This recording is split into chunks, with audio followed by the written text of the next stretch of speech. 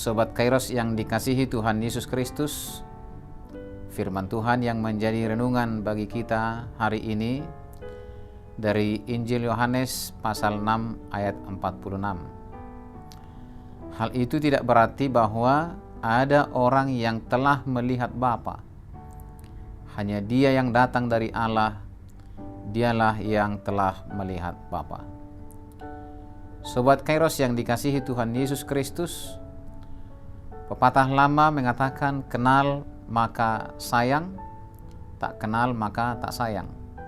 Sepertinya pepatah ini juga relevan bagi kita orang percaya bahwa pengenalan kita kepada Allah sesungguhnya akan menentukan seberapa besar kita mengasihi Allah serta seberapa besar kita bisa tunduk dan taat kepada kehendak-Nya.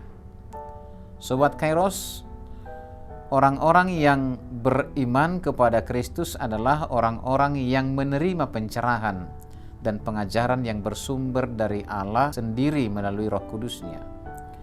Orang-orang yang telah menerima pencerahan dan pengajaran tersebut akan mengarahkan dan menuntun kepada Kristus, dan dengan sendirinya akan mengenal siapa Allah Bapa itu. Jadi sesungguhnya pengenalan terhadap Allah tidak bisa dibuat-buat. Tidak bisa SKSD, sok kenal sok dekat. Hanya karena bisa menghafal ayat-ayat kitab suci atau rajin pelayanan-pelayanan gerejawi, ia merasa sudah mengenal dan dekat kepada Allah Bapa. Itu tidak benar. Sebab Tuhan Yesus Kristus mengatakan dalam Matius 7 ayat 21-23, bukan setiap orang yang berseru kepada Aku, Tuhan, Tuhan, akan masuk ke dalam kerajaan surga, melainkan dia yang melakukan kehendak Bapa-Ku yang di surga. Pada hari terakhir banyak orang akan berseru kepada Aku, Tuhan, Tuhan, bukankah kami berbuat demi nama-Mu dan mengusir setan demi nama-Mu dan mengadakan banyak mujizat demi nama-Mu juga? Pada waktu itulah Aku akan berterus terang kepada mereka dan berkata, Aku tidak pernah mengenal kamu. Enyahlah daripada Aku, kamu sekalian pembuat kejahatan. Sobat Kairos yang dikasihi Tuhan Yesus Kristus, orang yang tidak sepenuh hati dan sepenuh hidup datang kepada Kristus, saya pastikan tidak pernah mendengar atau menerima pengajaran dari Bapa.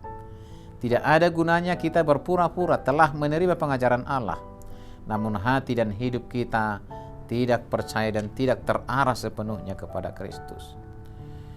Sebab menurut Paulus dalam Galatia 1 ayat 8-9, Allah tidak akan memberikan pencerahan dan pengajaran di luar dari semuanya itu.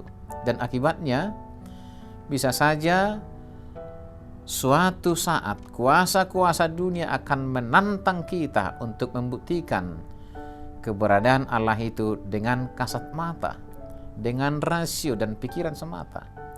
Hal tersebut tentu akan berpotensi membuat banyak orang meninggalkan Tuhan dan tidak percaya lagi terhadap kuasa-Nya.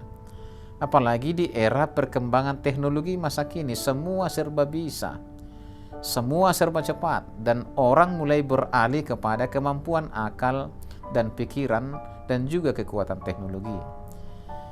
Ini tentu menjadi tantangan bagi kita semuanya, bagi gereja, bagi kekristenan, atau bahkan bagi keseluruhan agama di muka bumi ini.